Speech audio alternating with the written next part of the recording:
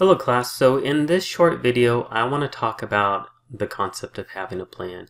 And this is something that a lot of new players and struggling micro stakes players tend to not really think about when they're in a hand. And it's a really simple concept, and the concept is that when you're in a hand, you need to be forward thinking.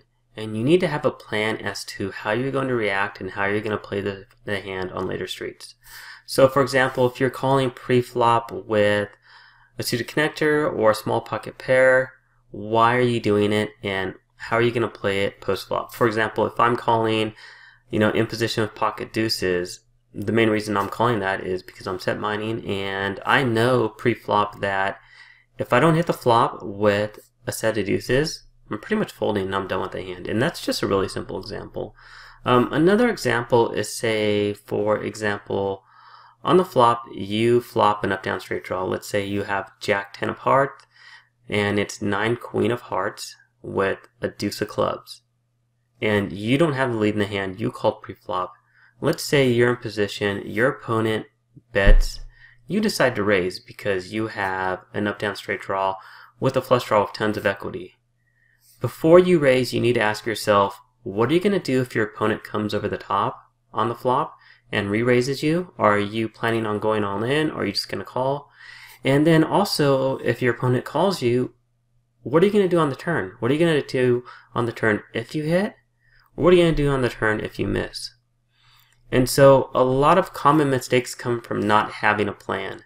And it happens all the time when you look at new players where they post their hands on forums for poker groups and they ask, how should I have played this? I called because I wanted to reevaluate the turn. I wanted to reevaluate the river. Well, before you called, you should really have a plan on later streets. Or before you bet, you should have a plan on the later streets. And that's really all there is to it. You need to be forward thinking. Don't just think about the current street. Just don't think about the pre-flop action if you're pre-flop. You need to think about how the hand's going to play out post-flop based upon what hits.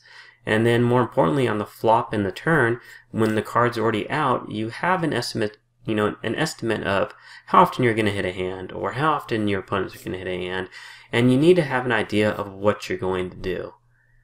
So just don't think about that specific street. Don't think about the pre-flop, flop, turn, and river all independently. You need to think about them integrated, and you need to consider the action on the next street while you're making a bet, a call, or a raise on the previous street.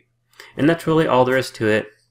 And I just wanted to introduce this simple concept to you now because when we start talking about pre-flop strategies and post-flop strategies later in the course, and I start doing some live play, you'll hear me talk about this and I'll be asking questions to myself while I'm playing, or when I do examples, we'll be talking about the importance of doing so. So that's the simple concept of having a plan and being forward thinking. And I want to ingrain this into your brain now, so when we start thinking about these and we start looking at hands and we start talking about strategy, you already have it in your head.